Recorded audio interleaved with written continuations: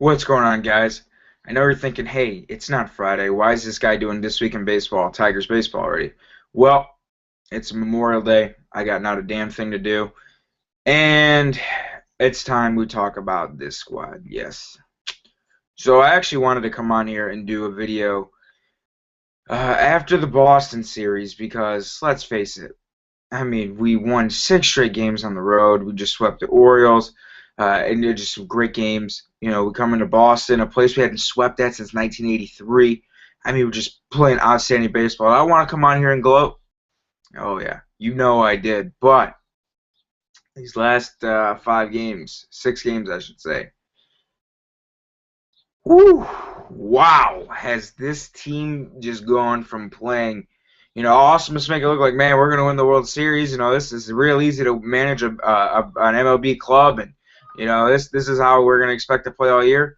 And I mean, that's unrealistic expectations. First off, but boy, has the way this team played changed a lot. So basically, let's talk about the Cleveland series.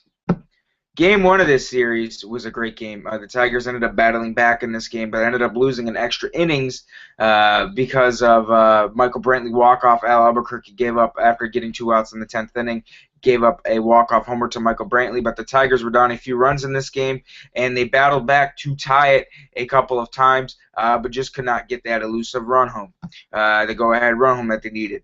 I'm not going to get mad at this game. This game was a very well played game. Just the games that we've been saw them play the previous 6 games. On their win streak. It looked like they were down and out, but they battled back. Good stuff.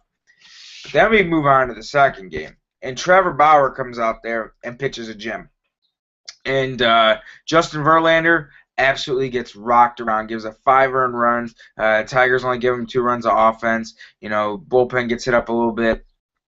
And then, just whatever. You put that one in the back of your mind. Let's see if we can get him tomorrow. Let's take the series, and a good road trip. Well, this game, Tigers come out, as you'd hoped, give Max Scherzer 4 runs right off the bat. And what does Scherzer do? Gives up 5 runs in 4 innings. Give it right back to him. The Tigers, though, ended up tying this game at one point after they were down 3. And they ended up giving Joe Nathan a 2-run lead. And this is a game that, for me, just absolutely shows why pitchers' wins in statistics are pitchers' wins-loss record are absolutely just completely irrelevant. Scherzer was in line to get a win in this game while giving up 7 earned runs. 7 earned runs on 12 hits, I think 2 walks and 5 strikeouts. And Joe Nathan was but 2 outs away from locking this one down. So what happens? Daniel Murphy, that little prick, hits a game-tying home run. And then Alex Vila in the 13th hits a go-ahead homer. But then, that was already in my baseball banter rant about Phil Koch. Phil Koch is, for some damn reason, brought out to face 3 right-handed hitters because Michael Brantley was potentially the 4th man to bat in the inning, and that you wanted to all your lefties were burned, so you wanted to have Phil Koch on the mound to face Brantley, even though I wouldn't want Phil Koch on the mound to face anyone, to be honest with you, at this point. So after Vila, who subbed in for Holiday, comes out, hits this in the second at bat, hits a go-ahead homer. Phil Koch's brought out there because Brad Ausmus was tossed earlier in this game because Miguel Cabrera was tossed for arguing it should have been a check strike call with the umpire because Ian Kinsler got rung up on a questionable call where the umpire struck him out, instead of pointing down to first and asking the first base umpire, hey, did he go? So Ausmus was canned, and Gene Lamont was basically managing this game. So Phil Koch comes out, who can't get out right-handers and or left-handers. And I'm not going to elaborate on this anymore. If you really want to see me go off on it, go watch the latest episode of Baseball Banter. It's like 18 minutes in. I just lost it. Phil Koch is, for some damn reason, brought out there. And I was at work, and I was just getting livid. I was just livid that Phil Koch was brought in a save situation, a guy with an ERA north of 7 who can't get out right-handers, who can't get out left-handers. He should not be in any kind of game where the game is closer and or on the line. And what happens? They bring him in specifically because they knew Brantley was probably going to bat that inning and they wanted a lefty to face him. What happens? He promptly gives up the tying run, and Albuquerque comes out and balks off. And it was a balk. And I don't want to hear people saying, well, what the hell's a balk? Albuquerque went to come set, like he always does, because umpires know these guys' motions. He went to come set with the glove to put the ball in, but then he put his glove back down real quick. He moved it very slightly, but he was showing the ump that he was about to come set, and he balked. That's only the 15th time in MLB history that's ever happened where a team has walked off on a balk-off.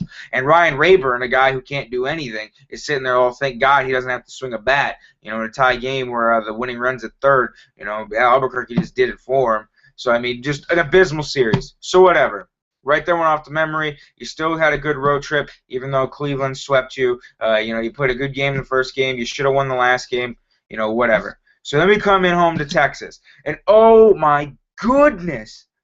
I am so glad I didn't have, you know, I watched bits and pieces of most of these games because I was busy for most of these days, and I watched a fair share of most of it. A couple of these games I ended up turning off because they were so bad. The Tigers allowed 35 runs. This starting staff, this staff that was number 2 in baseball in ERA about a week ago, allowed 35 runs. The Tiger staff as a whole, I should say, allowed 35 runs in 4 days. This Rangers lineup that's missing Prince Fielder, this Rangers lineup that only, you know, their only really good starter in there is Yu Darvish, allowed 35 runs in 4 days. They got blown. Danny Worth pitched twice in this series. Danny Worth! That's all I got to say.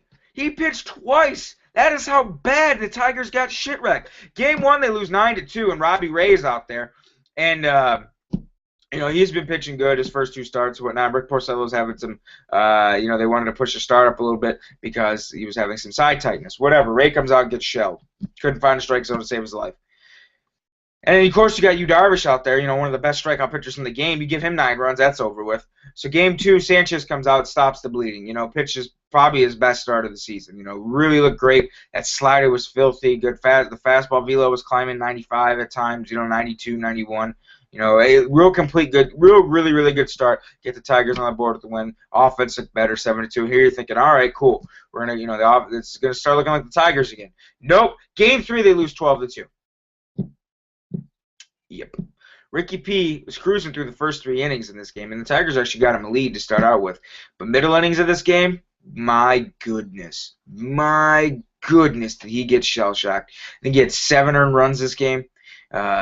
You know, Ricky P, who was 16-3, I think, over his last like 27 starts or something like that. You know, was looking great. We had what, a 6-game win streak coming into this. I mean, he got wrecked. He just got absolutely wrecked. And then you look at the last game, JV's on. I'm like, all right, let's salvage a split. You know, Verlander got hit up his last time. Hopefully that doesn't happen. What's he do? Gives up, I think, 7 or 9 runs. I forget how many of them were actually earned. I can check real quick. He tied his career worst outing ever this game. So he gave up 6 earned runs, 9 runs in total, walked 3, and struck out 1 on 11 hits and 5 1/3 innings. I have no idea what the hell those last 6 games were. Or 7 games, excuse me. Now, here's what I think needs to be done here. First off, you got to get these boys back on the mound pitching good games again. You know, people are having unrealistic expectations. Coming into this, the Cleveland series, the Tigers were on pace to win 112 games. Come on now, people. The Tigers weren't going to win 112 games. You know, I hear all these people getting down on this team now. Oh, well, maybe they're not as good as we thought. You know, blah, blah, blah. You know, we still got a 4-game lead in the division. You know, so here's what's going on, I think. You need to get these boys out there pitching good baseball again. Now, did you really think that this bullpen, after May 1st up until I think it was May 16th, had the lowest ERA in baseball? Come on now. You're talking about a bullpen of guys that includes Phil Koch, that includes Evan Reed, that's included you know, Danny Worth for a couple innings now. You know, Corey Knebel comes up and you know, he gets lit up his first time out there. You know, this bullpen is not that good. And for people to think that, you know, hey, you know, this bullpen's it's starting to right ship, you know, whatnot, everything else looks great. it's just unrealistic expectations. It really was, and the bullpen really started to show its true colors again. Is what happened. So basically, I can't believe I'm saying this. If it's not Java Chamberlain or Joe Nathan, you got to be on the edge of your seat. Al Albuquerque, you expect him to keep pitching like he was. It's like, no, you got these guys with a track record of crappiness, such as Phil Coe, such as Al Albuquerque over the last couple of years. Even though when he first came up, he was dominant. Ian Kroll, he's been pretty okay this year at times, but you couldn't expect this team to have the staff ERA in baseball for as long as they did. And then the Tigers starters, the way they were going, I mean, did you really expect them to pitch to an ERA of under 2 for the entire season? They were going at a pace during that road win streak that was an unsustainable pace. So basically all it is the Tigers have hit a snag on the road with their pitching staff. These 5 starters we bolster on our staff are 5 extremely good starters. Porcello's really turned the corner this year, regardless of what his last start says. Anibal Sanchez is looking better now. Verlander is Verlander. He's not as dominant as he wants to be, but he's not going to go out there and give up 9 runs every time. Max Scherzer is the reigning Cy Young winner who was absolutely filthy up until this last start. These guys are going to turn it around in the rotation. Drew Smyly's a good starter too. I'm not worried about them. But you look at the bullpen, you didn't expect them to keep pitching the way they were, which shows why they blew some leads and they've been getting absolutely smashed in some of these games. But it all comes back down to the offense has not looked extremely bad. They've scored some runs. Of course, they're garbage time runs, but they're still scoring runs. But it all comes down to getting our 5 guys that take the bump every single day, settled back down, into getting back to doing what they've been doing best, and that's pitching deep into ball games and keeping the Tigers in it. And over this last 6 days, the starters have pitched to an ERA of almost 8. They've absolutely got lit up almost every. Sanchez is the only one in the last 6 days that hasn't gotten lit up. Ray got lit up. Smyly got hit up pretty good. Verlander's got beat up twice. Scherzer got hit up. Porcello got knocked around. I mean, this is where it all boils back down to. This team lives and dies by its pitching staff. We are no longer the team with the 3-run home run that is going to win 15 to 14 ball games. I mean, don't get me wrong, this offense is a very good offense. But it all comes back down to having your starters go 7 innings, because this is the strength of this team. Pitching and defense, and a little bit of speed out there now. It all comes down to the 5 guys taking the hill every single day. And this is what we need to get. This is what the Tigers need to do. They need to get their starters back on track. And once that happens, the Tigers are going to be fine. But this is just a snag in the road. Is all it is. I mean, you can't expect this team to play at a 112-win pace all season. It's just not going to happen. If you play 6-4 baseball all year, you win 95 games. That's all it is. But you can't play 3-7 ball all year and expect to do anything. Luckily the division we play in isn't very good. I know Cleveland's won a few straight and whatnot, but it's not a very good division. So write this off to memory. Hopefully the A's haven't been playing that good either. I think they've lost their last 4 or 5 or something like that. I know they were as hot as we were over a couple weeks ago, but they've cooled down a little bit. So hopefully going to Oakland, right the ship a little bit, and get these guys back on the mound making quality starts again, because like I said, this team's pitching staff is what they live and die by. The offense scores enough runs to get them through the game, but you need the staff to go out there and give you quality starts, because this bullpen's spent. As bad as this bullpen is, I mean, it absolutely spent. I mean, they've had a lot of blowout games. They've had to fill a lot of innings that the starters couldn't go. That they need a break, and they need some guys out there to make some quality starts, because that bullpen is spent. It's thin. I can't wait for Hanrahan to come up here, so we got another quality arm in the back. But I mean, this past week in baseball is awful. I mean, it was a little bit of bad managing on Gene Lamont's part in that one game in Cleveland. It just some bad luck.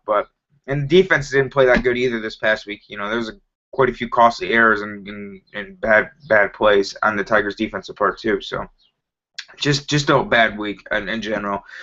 But wow, just wow. I can't tell you. I typically watch every single Tigers game, first pitch to last pitch, as much as I can. But a couple of these games were just so bad. The reason why I turned back into a couple of these games after the 7th inning was to watch Danny Worth pitch, because I wanted to see him throw a knuckleball.